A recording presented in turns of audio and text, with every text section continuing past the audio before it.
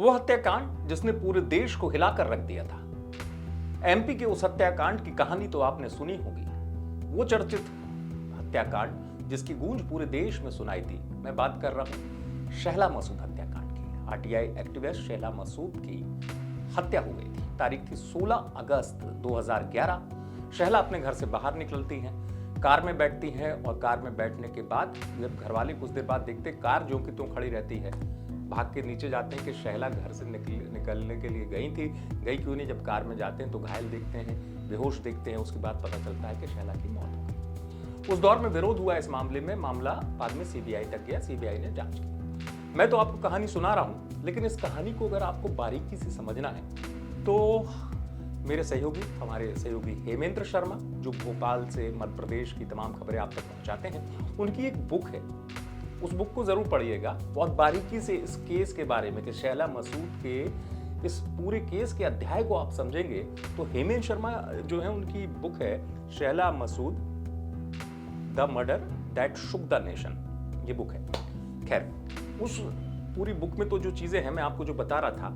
अब सवाल ये कि ये कहानी क्यों मुझे आपको बतानी पड़ रही है। मैंने आपको बताया शुरुआत में कि शहला की मामले को सीबीआई को दिया गया। सीबीआई ने काफी अरसे तक जांच की और जांच के बाद एक नाम आया जाहिदा का, और उस दौर के एक बीजेपी के तत्कालीन विधायक का। बहुत बड़ा नाम था, पार्टी के प्रदेश उपाध्यक्ष भी रहे, कद्दावर नेता।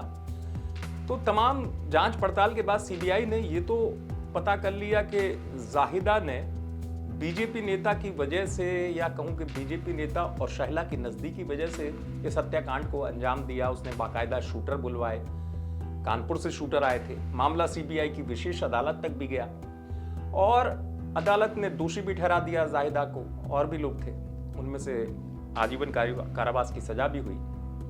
ये कहानी मैं आपको इसलिए थोड़ा संक्षेप में सुना रहा हूं कि केस आप सबको पता है, लेकिन मैं क्यों ये कहानी सुना रहा हूं उसकी वजह यह है कि इस केस में अभी भी क्या कोई राज है जो सीबीआई भी नहीं पकड़ पाई। सीबीआई की क्लोजर रिपोर्ट, यानी कि बंद हो चुकी रिपोर्ट, सामने आ चुका खुलासा, लेकिन अब भी 12 साल बाद क्या है वो राज जो बाकी है। यही वजह है कि राजधानी भोपाल में शहला की मौत के 12 साल बाद भी लोग सड़क पर उतरते हैं, इंसाफ मांगते हैं। शहला के भाई कह रहे हैं कि उन्हें अब तक इंसाफ नहीं मिला। देखिए, जब सीबीआई का क्लोजर हुआ था तो तभी हमने कहा था ये पूरी तरह का क्लोजर नहीं है।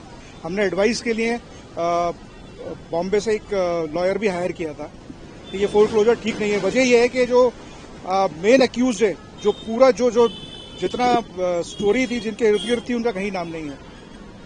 एक हेमेंद्र शर्मा ने एक किताब भी लिखी थी जिसमें उन्होंने जिक्र किया है कि एक दरबार नाम के व्यक्ति को जो है पॉलिटिकल एक उसमें सेव किया गया है, नंबर 1। नंबर 2, जो अक्यूज थे वो अभी भी बेल पे बाहर हैं। किस बुनियाद पे? ये स्टेट वर्सेस क्या कहते हैं सीबीआई था।